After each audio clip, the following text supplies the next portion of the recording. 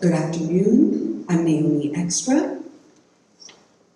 Before we begin, I'd like to let you know that books by authors in this program can be purchased from Powerhouse Books outside on the plaza. Authors will be signing their books immediately following this program in the rotunda downstairs. And so authors, at the conclusion of this program, please go directly to your signing tables. And at the end, we just ask that everyone leave.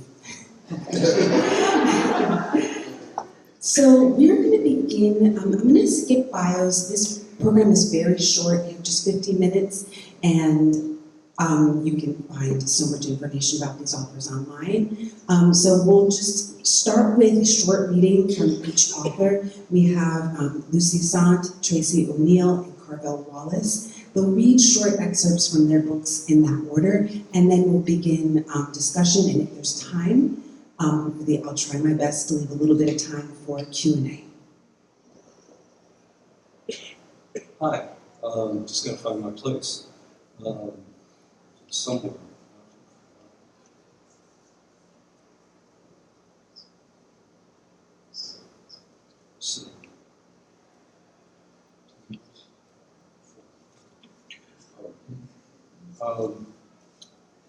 I can't say with any kind of certainty, just when the idea that I might or should be a girl first took hold. Probably was around age 9 or 10. I was an imaginative and fearful child who saw omens everywhere. If I came across a pulp illustration of a note nailed to a tree saying, "You will die tonight," I was certain I would die that night. My mother's religion assisted this compulsion powerfully, of course. Any word or act would send one to hell. Sorry. My mother had put a holy water font just inside the doorway of my room, and I knew that if I didn't cross myself in the water every time I crossed the threshold, I would die that night. I was constantly pleading with Jesus not to kill me yet, just as I might ask him for a record player or a visit to an amusement park, or to spare the lives of my parents if they were late getting back from the store, and therefore surely in a car crash, or to prevent my mother from killing me when I got a bad report card. At some point, there came the question of the ability of Jesus to turn me into a girl overnight in my sleep. I don't remember whether Jesus proposed this or if I requested it of him, but there it was, and it wouldn't leave me alone. I trembled from both desperate wishfulness and naked fear. I naturally regret my lost girlhood, yearned helplessly for it, although I'm grown up short when I actually imagine what being my parents' daughter would have been like once past age 12 or so. I already chafed under their rules as a boy. My clothes and hair were regulated until I was nearly 18. My mother searched my room on any pretext and read every bit of writing she found there. She wanted an account of everywhere I went and everyone I met. She was constantly warning me about bad companions, when I obviously had no companions of any sort, all through middle school. But winning a scholarship to a Jesuit high school in New York City was my ticket out of jail. That would not have happened if I'd been a girl, and my parents' overprotectiveness would have been in full force for years more. Would they even have allowed me to go to college out of state? Would I have had to get married to get away from them?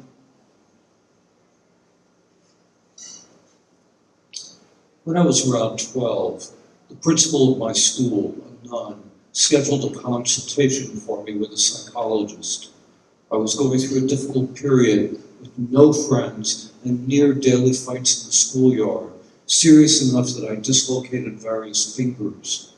The other kids hated that I read books for fun and knew the answers in class. I still had a bit of an accent and was being treated for a stutter by a speech therapist. At my consultation, I was shown ink blots, given word associations, made to tell stories about pictures, usual routine.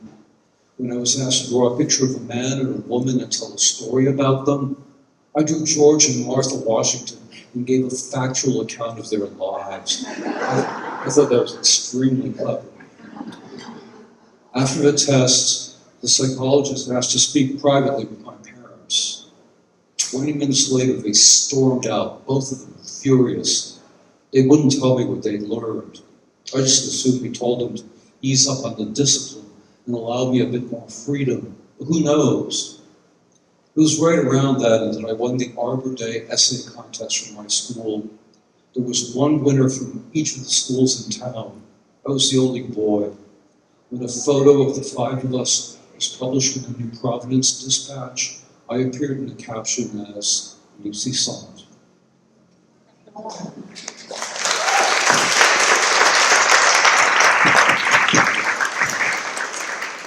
Next, we have Tracy O'Neill.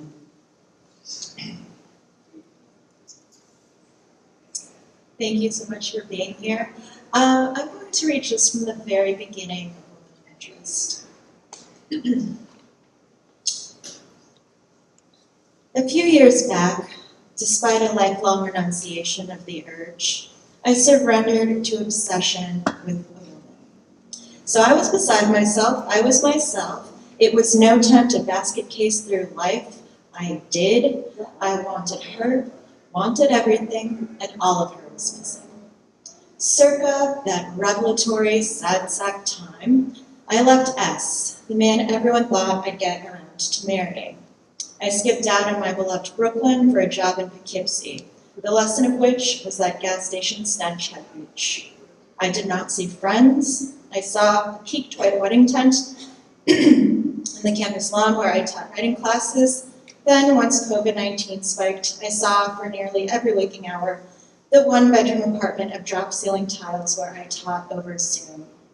Time itself felt dark with something more than night, as Ray Chandler might have written, or maybe I just over-identified with the theorist Lauren Berlon's sentence, "The crisis is of what to do when one's long habit of doing the work of being oneself no longer works." In fact, myself was no longer recognizable, or I was a dunce, or else I contained multitudes, was, in other words, both a dunce and someone unrecognizable to herself. But suppose I had an interest in getting my story straight. I could level with myself. On paper, I was 33, adopted, Korean-born, New England-bred, profession writer, and because no one made a living writing anymore, profession professor. My net worth was roughly dog. I had not evaded taxes, but I had evaded children. There were consolations in my back pocket, most notably that prior to this period in 2020, during which much of what I did resembled impotent riot, I had been many selves besides a person who wanted this missing woman. I had been a wannabe Olympian and a minor child actor. I had been a zealot for friendship, hedonist for ideas, and bartender to men baroque in their disappointments, who, ordering Tecate, would say dumb things like, "Take me to Tijuana, baby." I had been a kid in a household where bras were referred to as over-the-shoulder boulder holders, and the doctoral candidate whose dissertation was originally to postulate an emergent 19th century quantum. I had been associated with a man, alias S, for 10 years, to whom I would not apologize for remaining at my writing desk for days and then staying out all night. I had written a couple of books. I had been someone who detained herself theorizing about the meaning of this missing woman to her own life before making any sudden moves, which meant I had also become someone who agonized over tardy recognitions, forgot to eat and paste. Therefore, my own raving mind thought, in conclusion, why should I not also be a person who found a woman named Jo Ki-young? I am saying I was sick of reason, rather the belief I needed good reason to justify the search. I did not know how to process, as psychotherapeutic professionals say, but I did know my own loitering mental process was to blame for rude timing. Now I had to locate my woman in a pandemic that had miniaturized life by way of lockdowns and social distancing protocols. I did not want to endlessly rationalize, dispute, rationalize on different terms, poke holes, poke back, call into question the person suspected of misjudgment on the count of Jo Ki-young, who happened to be me. I wanted to run a pure feeling, be a body that did. I had a body and its gut was reputedly gifted with instinct. My gut had spoken, if only metaphorically, and I would listen. I found myself thinking, like the nutjob I was perhaps becoming.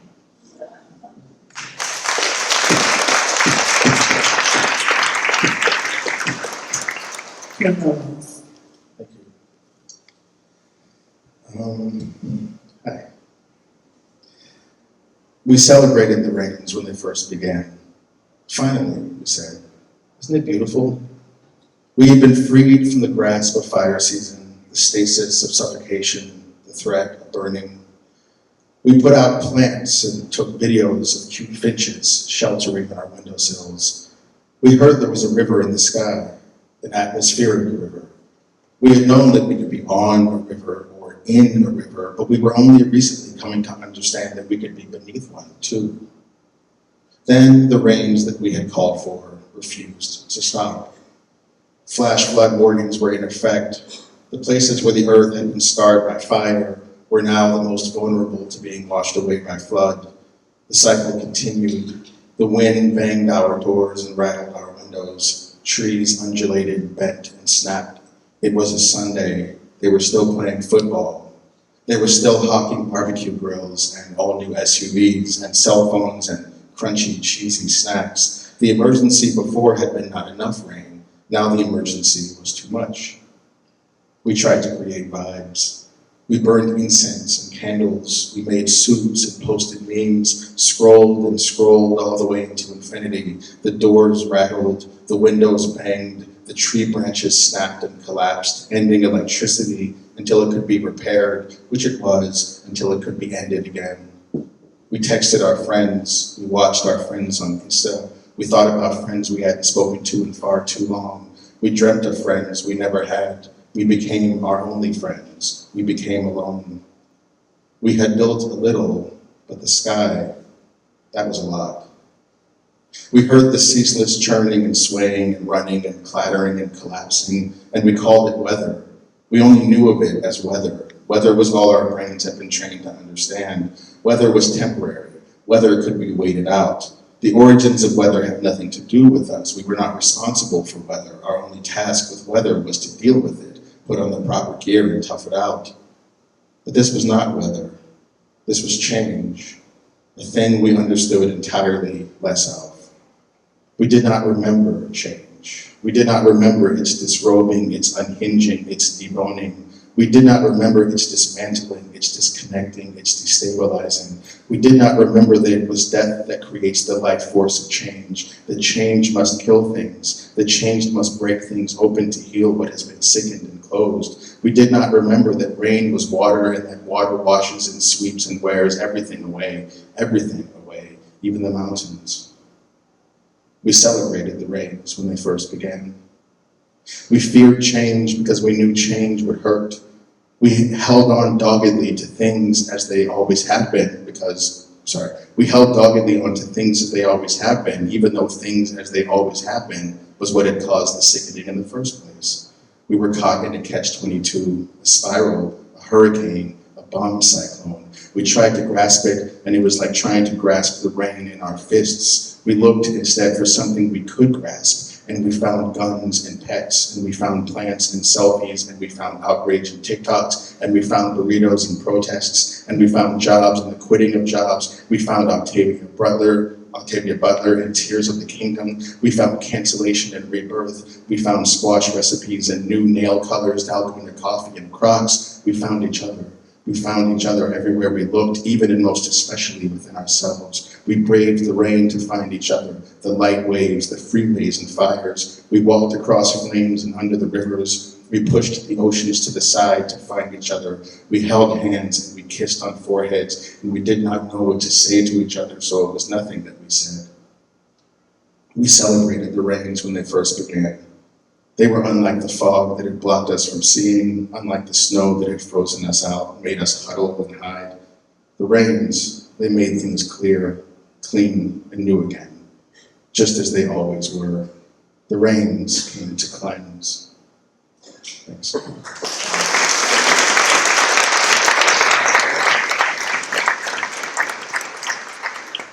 So this panel entitled Containing Multitudes, Memoirs of Self-Realization, before we get to the multitudes part, there's a lot to talk about. In each of these books, I Heard Her Call My Name by Lucy Sante, Another Word for Love by Carvell Wallace, and Woman of Interest by Tracy O'Neill. I wanted to start with the sort of broad question. Can you each start by talking a little bit about your books and what brought you to them? And then I'll tag on in this annoying way of giving you a twofer, except just one question, is I'm really interested in this theme of sort of searching and yearning that I think comes up, Carvell, even in the excerpt that you read, and just how that's working in your books. So the first part is just how'd you get to these books? Well, this book is, it's unlike anything I've written before, although I've been told that I am the only person, maybe, who's written memoirs in two genders. So I wrote a memoir almost 30 years ago, which is largely about being an immigrant from Belgium and my family and my town and all this kind of stuff. And then this one, well, I was not expecting to have my egg crack, as a term of art there, meaning when I realized that, I'd been trans all my life and I'd been fighting it and hiding it all my life, and this happened to me at a rather advanced age and overturned my life in a great many ways, some for the good, some not for the good. And in any event, I had to address this, I had to explain myself. And so my book, unlike anything else I've ever written, I usually write, I take a long time preparing and all this stuff, and we have tiny little details, blah, blah, blah. This book came out in one rush. I wrote it in about 2 months. 2 months in the span of 3 months, let's say, because I was also doing a lot of other things at the same time, but I couldn't stop. It was all in there. It wasn't planned. It just came out, bam. So this was unique, and it will probably never happen to me again. It's yet another conversion experience in my life, but maybe a little long in the tooth for that.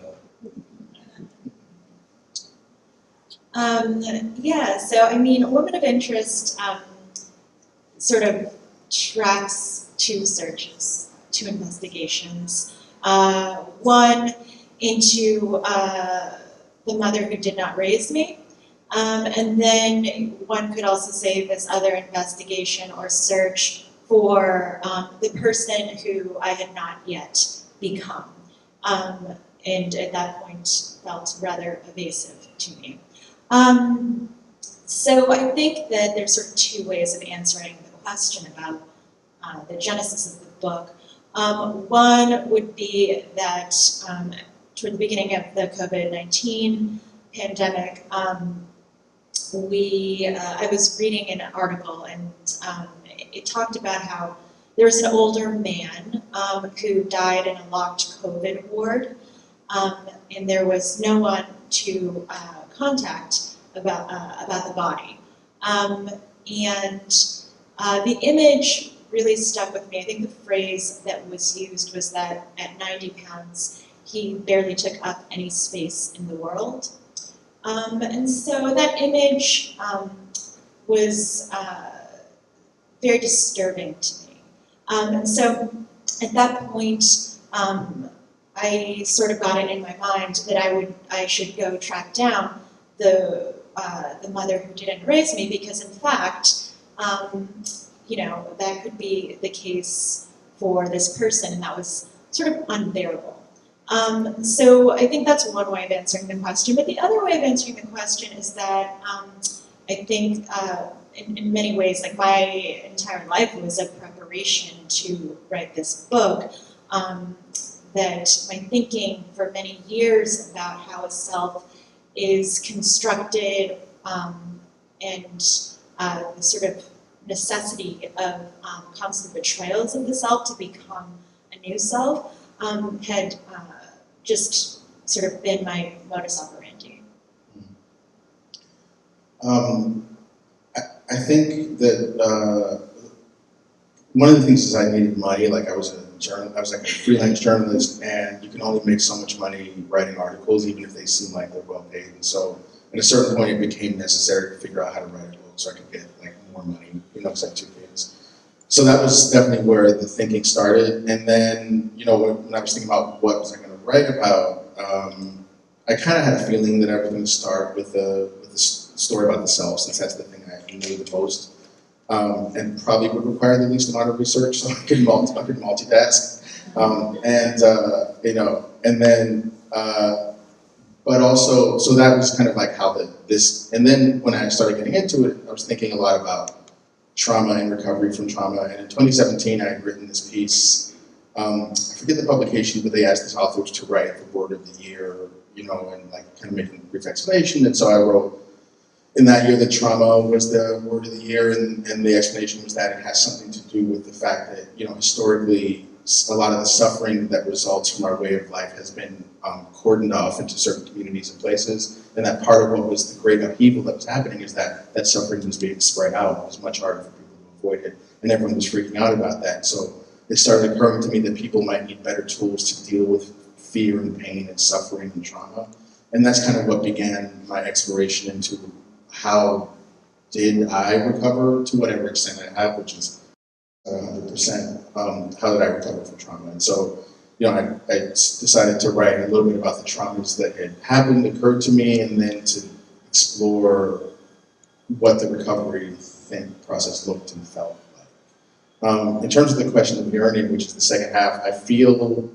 just as a writer that yearning is really great material because it's very active, it's very evocative, and it gets me motivated, you know, and sometimes I have a hard time getting motivated writing. So, and I also think, especially in memoir, like I tend to think of things as like, you know, stories are about people who really want something and then something that stands in the way. And usually in memoir, like the thing that the person wants is some kind of like fulfilling themselves, some kind of full self, and that's a kind of yearning.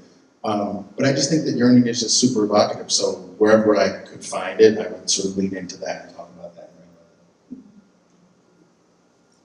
So Carvell, you've spoken about your this book as experimental elsewhere, as an experiment.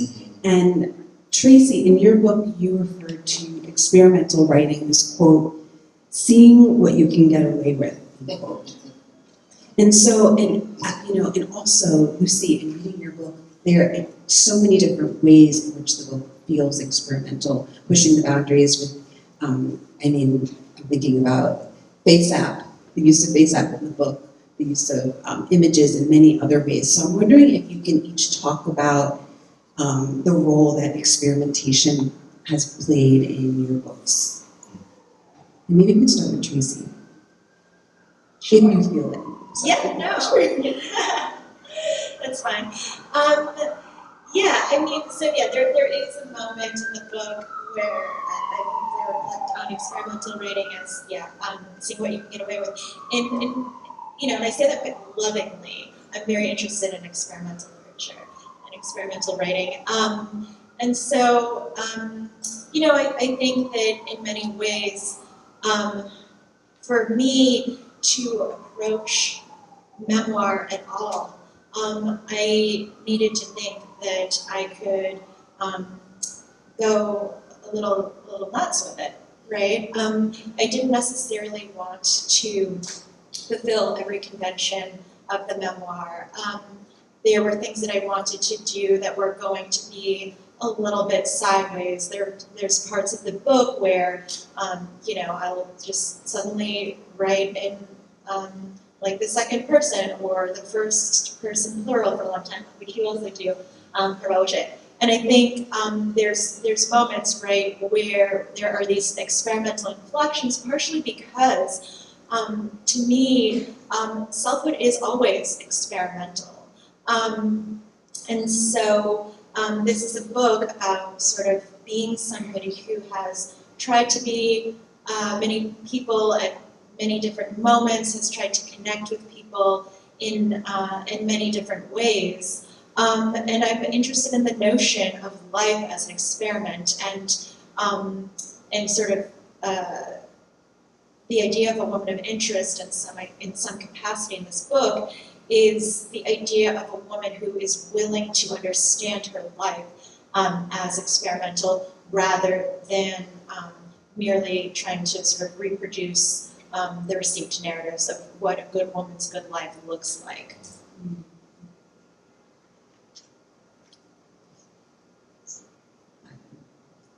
I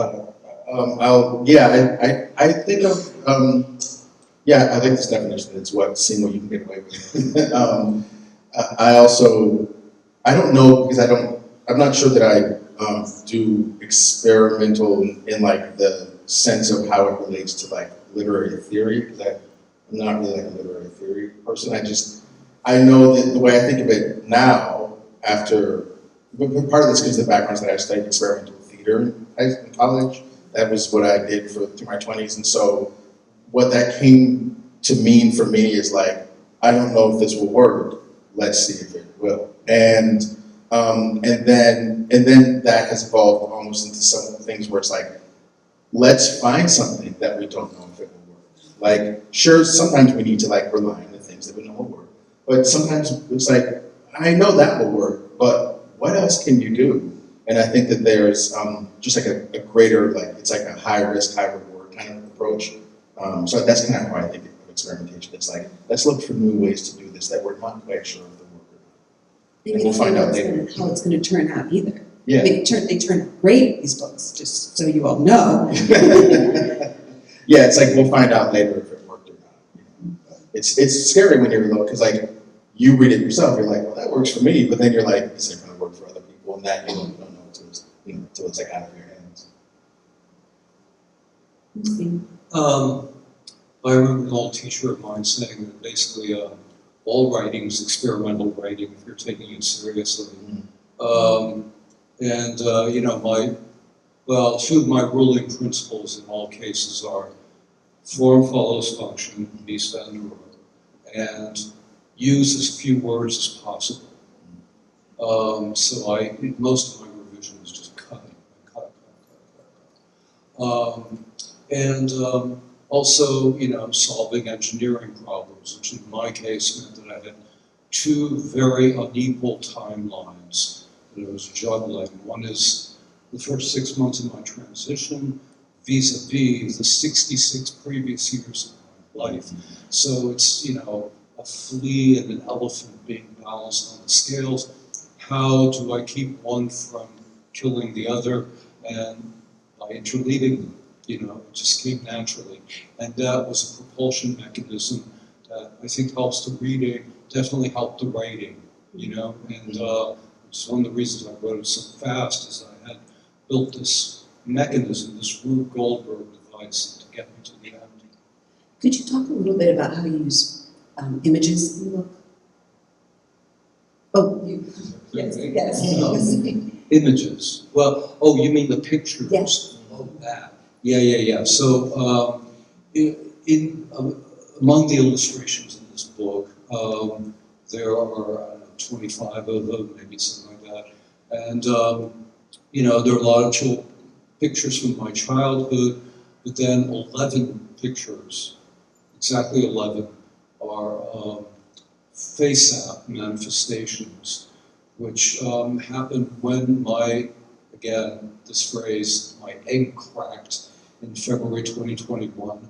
My very first impulse, being endlessly historicizing, I went and passed every picture of myself I could find from between the ages of about 10 or 11 to the present day through this artificial intelligence mechanism that can make you fat or thin, tall or short, whatever, or can change genders. I was wanted to see what my internal life literally looked like over all those years. And that was somehow proof, so a fiction as an article of evidence in the pursuit of nonfiction.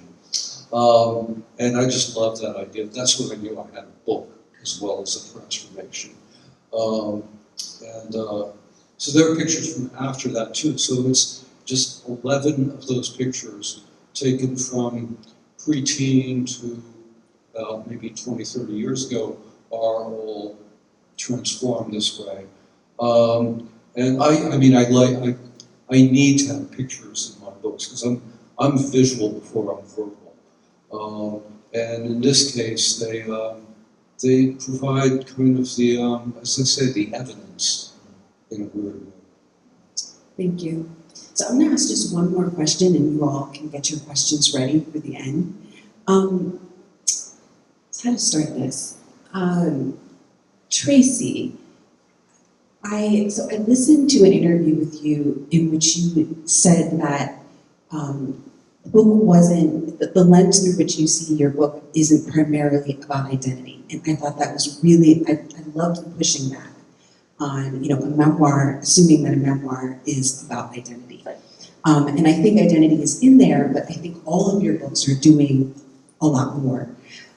So one area, and you can go wherever you'd like with this question, but I started to think about is the kind of work that memoir can do as sort of citational practice.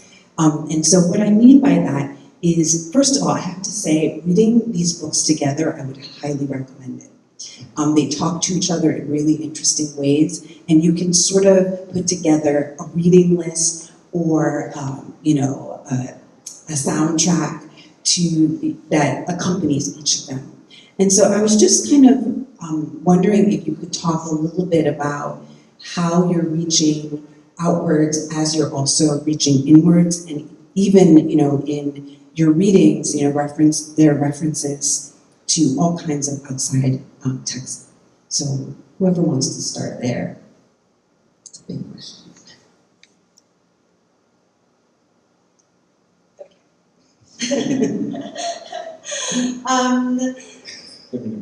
Sorry. I saw the look on your face, Carvell. I guess I'm going. When I was writing this book, just as in my life, I was sort of engaging with a number of different thinkers who have informed my sense of various machinations of the world and how we express ourselves, how power moves through it. And so I consider any book, of course, to be in dialogue with with the books that have come before it. So a couple of people that I mentioned in the book, like Lauren Berlant was invoked in, the first paragraph, I think, of the book, I was really interested, for example, in the idea of cruel optimism. I don't know if anybody in this room has read that book, but it's an amazing work of theory, and I think the notion of the way in which optimism itself can be cruel, and the way in which there are various material ways that optimism is reflected cruelly in our lives was really important to writing this book, because certainly, I think part of, one of the questions that the book is interested in does involve optimism, right? The question of whether optimism is something that betrays us. In the case of the mother who didn't raise me, I think that, there are certainly people who would view her as an incredibly cynical person, but I actually view her as this really optimistic criminal. And I think that part of what I'm trying to sort of think about in the book is the way in which so often she was hurt, disappointed, and betrayed by that optimism. So yeah, I'm not sure if that really answers. I really just was thinking about that one specific example, but there are other ones too. I was taking notes from all of your books. Yeah. Carvell, your reference to Sunny Spoon, I was like, Googling, and then also Lucy, I Want What I Want. I was just, that book, the reference to that. And there's just your books are just so rich with references, and even just talking about one of them and how it relates to the story. So either of you can. Yeah, I mean, the Sunny Spoon thing is funny. I mean, I do this thing where we were just talking about this last night, I do this thing where when I'm procrastinating, I get obsessed with like bizarre questions that require like long form Google searches. And one of the ones that I always think of is like television shows or things or memories or sayings or just stuff that I feel like I remember from like a 3-week period in my childhood that is now gone and there's no evidence of it. And I'll go down a rabbit hole like to find out what was that, what was going on. And so this television show, Sunny Spoon, I like have this memory of it. It was this detective show in the 80s. It was on for like probably 12 episodes, if that. And it made a huge impact on me. And I just went down a rabbit hole one day when I was supposed to be writing. And then I remembered actually that this thing that happened to me when I was 15 that was quite traumatic was actually inspired by something I had seen on that television show. And so I kind of like tied those things together. But I think the larger like literary idea there is that, you know, there's a like post-textual, like postmodernist interpretation that our relationship to the world is so circumscribed by our relationship to media. And part of the thing that I felt was important about writing a book, anything I write, is that I'm helping to provide a frame for people to view their reality through. But I also have to investigate the frames I was taught to view reality through. And there's a lot of that. Like I was like obsessed, you know, I was like obsessive compulsive as a kid, watching the same TV shows over and over again, memorizing things, you know, just like on repeat, just in front of the TV for hours at a time. And I would go out into the world and I would try to fit everything into the frame of like an episode of Happy Days or just whatever weird Knight Rider, just whatever weird shit I'd watch. And so I think it was important for me to peel those apart but also recognize that I'm engaged in that too as a writer. And so there's a playing with the like different layers of that. That's sort of the theory behind including some of that stuff. And just also being honest.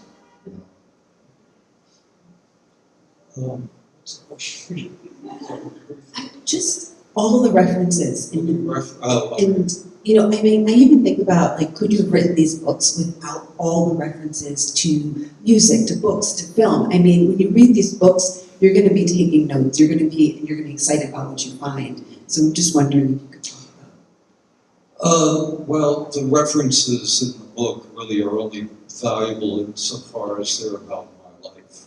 And the music I listened to in 1980, and etc. As far as references that are integral to the work itself, you know, I've been asked this before, and I've thought long and hard, and you know, I was aware that it's become a kind of giant cliche. People who transition genders write the narrative. Oh, grunt! Here comes the trans narrative again. So, I didn't want to do that, but really, I wrote it so, I really wrote it like less self-consciously than I was thinking I wrote it. And so I can't say that it refers really to any prior model exactly, except that as there was like a little kind of earworm going on in my head as I was writing, it was only afterwards I thought, there's something musical, like making a musical allusion, you know, in my prose. And what the heck is it? And it took me a while before I realized that it was to a book that maybe nobody here has read. It's a great, major, like bursting at the seams kind of work. It's like 50 pages, called The Madness of the Day by Maurice Blanchot, translated by Lydia Davis and published by Station Hill Press in 1991 or something like that. It's this pileup of short declarative sentences that sums up an entire life in the most minimal terms. And that was really running. I didn't realize that was it while I was writing. It was only afterwards. But yeah, so that's like, you know, I'm George Harrison writing My Sweet Lord because I've been listening to the Chiffons. So it's me and Lydia Davis / Movies and Lecture. Thank you. And I think, you know, these responses speak, you know, just beautifully to the theme containing multitudes, right? The multitudes are coming from many, many different sources. Thank you. So we've come to the conclusion of this program. Thank you for coming. The authors will be signing books in the rotunda and the stage. Yes, please.